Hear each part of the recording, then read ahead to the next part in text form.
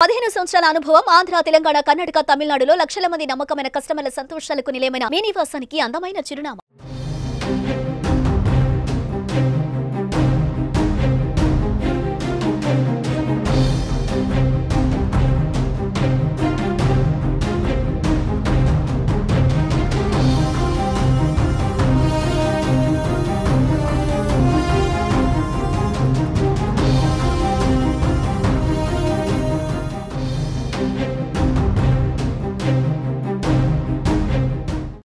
టాలీవుడ్లో తీవ్ర విషాదం నెలకొంది.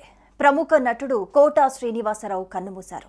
గత కొంతకాలంగా అనారోగ్యంతో బాధపడుతున్న ఆయన జూలై 13న తెల్లవారుజామున 4 గంటలకు ఆయన ఫిలింనగర్లోని తన నివాసంలో తుది శ్వాస విడిచారు. ఆయన వయస్సు 83 సంవత్సరాలు.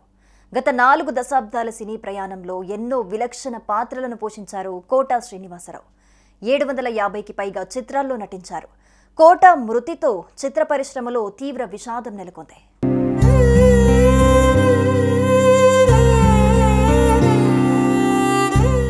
కోటా శ్రీనివాసరావు కృష్ణా జిల్లా కంకిపాడులో 1942 జూలై 10న జన్మించారు.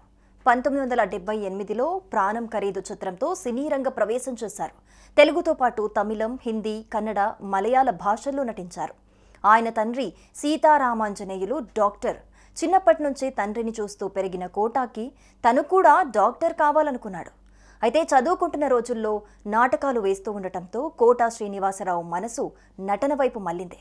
డిగ్రీ తర్వాత స్టేట్ బ్యాంక్ ఆఫ్ ఇండియాలో ఉద్యోగం వచ్చింది. సినిమాల్లోకి రాకముందు దాదాపు 20 సంవత్సరాల పాటు నాటక రంగంలో అనుభవం సంపాదించారు. బ్యాంకులో ఉద్యోగం చేస్తూ మరోవైపు నాటకాలు వేసేవారు. కోటా శ్రీనివాసరావు భార్య రుక్మిణి. ఈ దంపతులకు 2 కుమార్తెలు, 1 కుమారుడు సంతానం. రోడ్డు ప్రమాదంలో ఒక్కగానొక్క కుమారుడు కోటా వెంకట ఆంజనేయ ప్రసాద్ ప్రాణాలు కోల్పోవటంతో కోటా బాగా కృంగిపోయారు. కోటా శ్రీనివాసరావు తమ్ముడు కోటా శంకర్రావు కూడా నటుడే.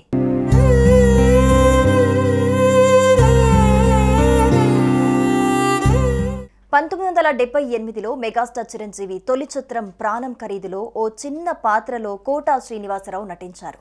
తర్వాత అమరజీవి, బాబాయ్ అబ్బాయి, వందే మాతరం తదితర చిత్రాల్లో నటించినా అంతగా గుర్తింపు రాలేదు. ఈ దశలో ప్రతిఘటన చిత్రం ఆయనకు బ్రేక్ తీసుకొచ్చింది. శాంతి నివాసం, రేపటి పౌరులు, మండలాధీశుడు, యముడికి మొగుడు వంటి వరుస హిట్లతో కోటా ఇక వెనుదిరిగి చూసుకోలేదు. విలన్గా, క్యారెక్టర్ ఆర్టిస్ట్గా, కమీడియన్గా ఏ పాత్ర వేసినా పరకాయ ప్రవేశం చేసేవారు కోటా. 47 ఏళ్ల సినీ ప్రస్థానంలో తెలుగు, తమిళ, హిందీ, కన్నడ, దక్కని, మలయాళం చిత్రాల్లో దాదాపు 750కి పైగా సినిమాల్లో నటించారు. ఆయనలో నటుడే కాకుండా డబ్బింగ్ ఆర్టిస్ట్ కూడా ఉన్నారు. తమిళ నటులు గౌండమణి, మణివన్నన్లకు తెలుగులో ఆయన గాత్రదానం చేశారు. ఇక కోటా శ్రీనివాసరావు మంచి సింగర్ కూడా. అక్కినేని అఖిల్ నటించిన శిశీంద్రిలో, ఓరినాయనో, గబ్బర్ సింగ్లో మందుబాబులం మేము మందుబాబులం పాటలు మాస్ను ఒక ఊపు ఊపాయి. సుదీర్ఘ కెరీర్లో ఆంధ్రప్రదేశ్ ప్రభుత్వం నుంచి 9 నంది అవార్డులు, 1 సైమా అవార్డుతో సినీ రంగానికి చేసిన సేవలకు గాను భారత ప్రభుత్వం ఆయనను అత్యున్నత పద్మశ్రీ అవార్డుతో సత్కరించింది.